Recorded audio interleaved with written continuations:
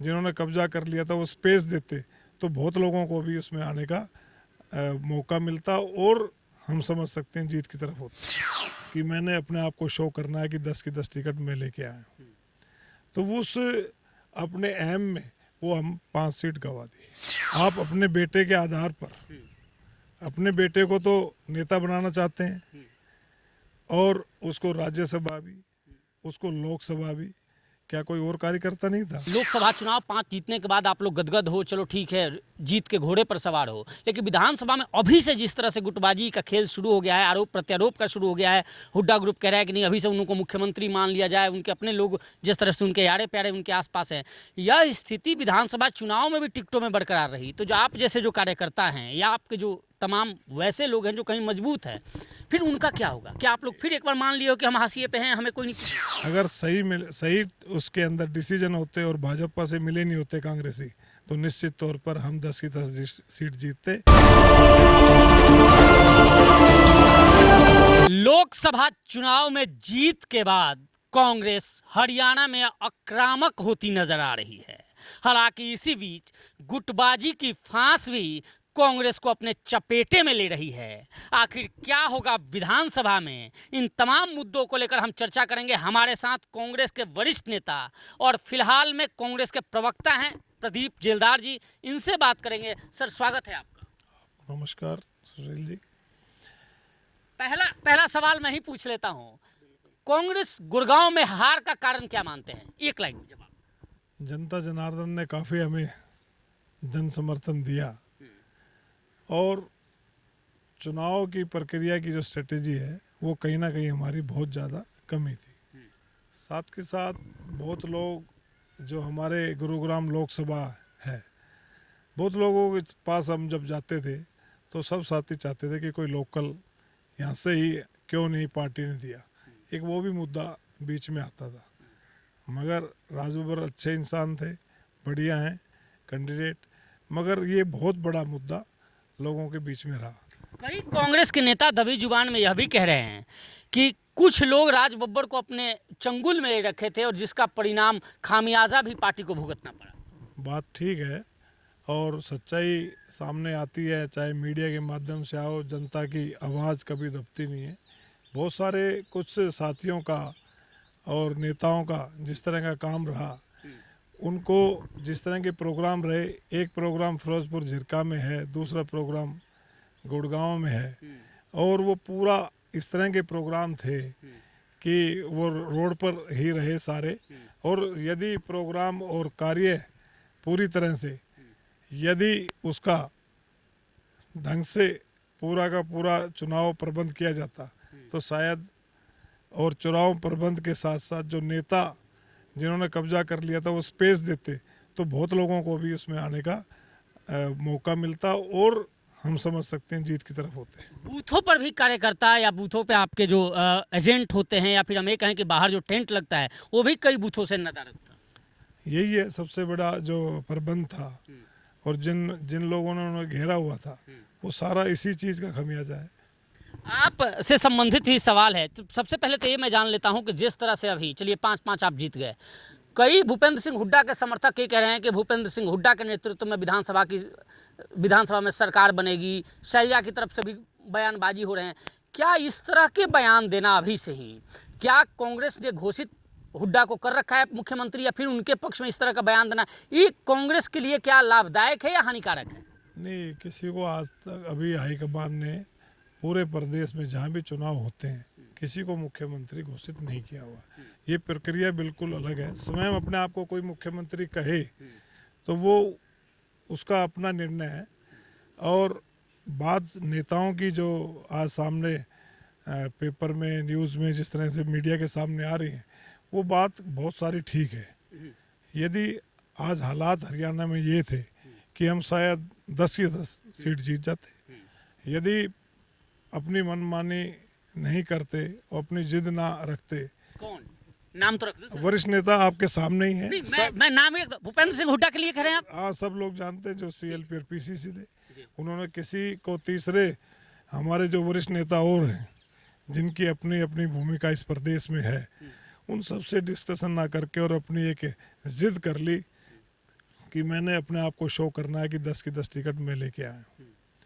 तो उस अपने एम में वो हम 5 सीट गंवा दी। कुछ लोग ये भी कह रहे हैं कि कांग्रेस, हरियाणा कांग्रेस मतलब केवल और केवल हुड्डा, बाकी कुछ है ही नहीं। नहीं, ये बिल्कुल कहना गलत है। अगर इस तरह की वातावरण और नेताओं ने रखा तो आगे भी आने वाला टाइम में बड़ा हमारे सामने एक बड़ी कठिनाई है, नुकसान होगा। सवाल आपसे है कि आप सीनियर लीडर हैं, मुझे याद है जब मैं पत्रकारिता शुरू किया था और गुड़गांव में आया था तो उस वक्त आप बहुत बड़े पद पे होते थे, आप फिर पार्टी छोड़ गए, फिर पार्टी में आ गए, ये थोड़ा सा। पार्टी के अंदर हम बहुत वर्षों से, आज 35 साल के करीब कांग्रेस के पार्टी के एक वर्कर के रूप में हमने दरी बिछानी शुरू की, एक कार्यकर्ता। और कार्यकर्ता जब अपनी मेहनत के अनुसार, जब अपने मेहनताना मांगता है, और जब से हमने बादशाहपुर बाद पहले जब बनी है डिलिमिटेशन के बाद, उससे पहले गुड़गांव में जब गुड़गांव विधानसभा होती तो मैंने बड़े मजबूत तरीके से, पार्टी के वरिष्ठ नेताओं ने भी माना था कि टिकट प्रदीप जिलदार को ही देना चाहिए। मगर कुछ लोग थे जिन्होंने जिस तरह से टिकट के अंदर षड्यंत्र किया और टिकट काट दिया। बादशाहपुर में भी ऐसा हुआ और फिर बादशाहपुर बन गई जिसमें मेरा गांव आता है।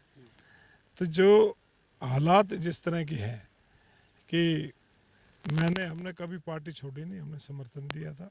और हम जब हमारे बहुत सारे साथियों की टिकट कटी तो सबके अंदर रोष था, और उसके बाद से हम शुरू दिन से ही कांग्रेस में। फिर दोबारा कांग्रेस में कैसे आ गए आप? कांग्रेस में हमने कहा, समर्थन देने गए थे हमने, जैसे कैंडिडेट कोई था जिसने हमसे समर्थन मांगा तो उसको समर्थन दे दिया। लोग ये कह रहे हैं कि इस बार टिकट की कहीं हामी हुई है, इस वजह से आप दोबारा पार्टी में आए हो। नहीं, मेरी पार्टी, मैं शुरू से पार्टी में हूँ, और निश्चित तौर पर जो मैंने काम किया है मेरे साथियों ने किया है।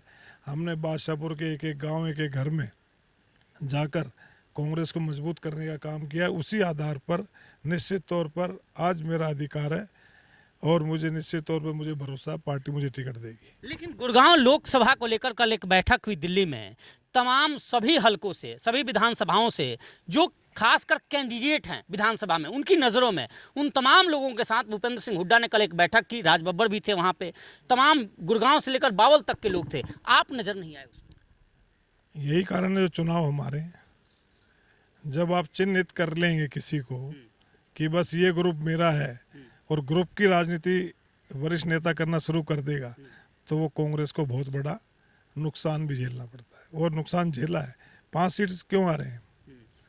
आज पूर्व मुख्यमंत्री मनोहर लाल खट्टर के सामने किस तरह का कैंडिडेट दिया गया।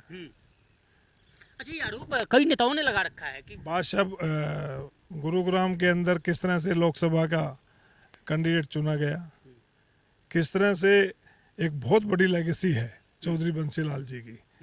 आप अपने बेटे के आधार पर, अपने बेटे को तो नेता बनाना चाहते हैं, और उसको राज्यसभा भी, उसको लोकसभा भी। क्या कोई और कार्यकर्ता नहीं था? अगर आप निष्पक्ष थे तो महम के अंदर आपका आनंद सिंह दांगी, आप उसको टिकट देते, बेटा तो पहले से राज्यसभा था। अगर पार्टी को जिताना था, मगर अपनी राजनीति के तहत मैं चौधरी बंसीलाल जी की जो पोती है उसकी टिकट काट दी गई। तो रिजल्ट क्या हुआ? वहाँ से अगर दान सिंह शायद यहाँ लड़ता है, यहाँ जीतता। यादव सीट थी, और वो स्वयं वहाँ श्रुति लाखों वोटों से जीतती। तो अपने एक सीट को बचाने के लिए बहुत ज़्यादा आपस के अंदर सेटिंग की गई, जिसका खुलासा आने वाले टाइम में हम करेंगे आपके साथ। नहीं, एक और लास्ट सवाल आपसे ये जान लेता हूं मैं कि क्या यही स्थिति, जो स्थिति है और जिसका आप आरोप लगा रहे हैं, यही स्थिति अगर विधानसभा चुनाव में रही तो फिर आप लोग क्या फिर हाशिए पे रहेंगे आप लोग? आपका आज देखिए 50-50 पे है। इतनी बड़ी लहर है कांग्रेस के अंदर, और टिकटों के मामले में वही मेरा तेरा करके रखा है। और वही उसी तरह से आज कहीं आपने कहा कि दिल्ली बैठक थी और आगे आने वाली कोई और बैठकें हैं, उसमें इस तरह से चिन्हित करके जो कांग्रेस के सच्चे साथी हैं, जो कांग्रेस में निष्पक्षता के साथ काम करते हैं, जो सर्व जाति की राजनीति करते हैं, पार्टी की डेमोक्रेसी में, पार्टी के विचारों में विश्वास रखते हैं, उन सब में से अपने आप के ग्रुप को अगर लेकर चलेंगे तो ये एक ग्रुप से नहीं चल सकती, सबको साथ लेकर कांग्रेस चल सकती है। कांग्रेस की विचारधारा यही है। नहीं, टिकटों को लेकर आपने कही बात ठीक है, सबके अपने अपने चहेतों को दिलाने की मंशा होती है और वो प्रयास भी करते हैं, लेकिन इस बार लोकसभा चुनाव 5 जीतने के बाद आप लोग गदगद हो, चलो ठीक है, जीत के घोड़े पर सवार हो, लेकिन विधानसभा में अभी से जिस तरह से गुटबाजी का खेल शुरू हो गया है, आरोप प्रत्यारोप का शुरू हो गया है, हुड्डा ग्रुप कह रहा है कि नहीं अभी से उनको मुख्यमंत्री मान लिया जाए, उनके अपने लोग जिस तरह से उनके यारे प्यारे उनके आसपास हैं, यह स्थिति विधानसभा चुनाव में भी टिकटों में बरकरार रही, तो जो आप जैसे जो कार्यकर्ता हैं या आपके जो तमाम वैसे लोग हैं जो कहीं मजबूत हैं, फिर उनका क्या होगा? क्या आप लोग फिर एक बार मान लिए हो कि हम हाशिए पे हैं, हमें कोई नहीं पूछेगा? नहीं, आज अगर इसी तरह की मनमानी रही, जो 5 सीटों को हमें लॉस हुआ है वो बहुत बड़ा लॉस है, छोटा लॉस नहीं है। हम निश्चित तौर पर जीतते। आज पूरी भाजपा और मोदी के खिलाफ एक लहर है, उस लहर के अंदर 5 सीट आपके सामने, हम 5 सीटों पर रह गए और जो सीट जीते हैं उसमें कितना गैप है। तो इसी तरह की बहुत सारी सीटें हमारे यहाँ लोकसभा की हो, जिस तरह लोकसभा में, यदि विधानसभा में भी ये हुआ तो हालात ठीक नहीं है।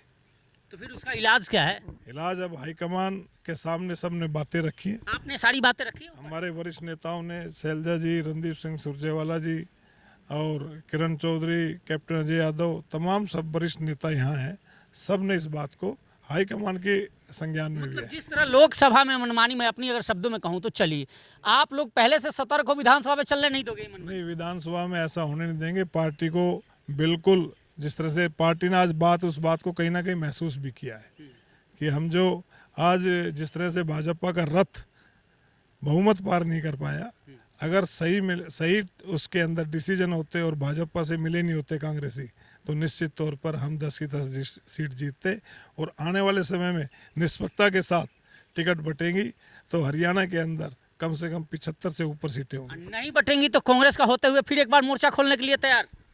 नहीं बटेगी तो जनता जनार्दन और जो साथी फैसला करते हैं। तो आप जैसे का भविष्य का क्या होगा? वो तो चलिए, आपका भविष्य तो 35 साल से ऐसे ही निकल रहा है। नहीं, भविष्य ठीक रहेगा और अब की बार विश्वास है पार्टी न्याय करेगी।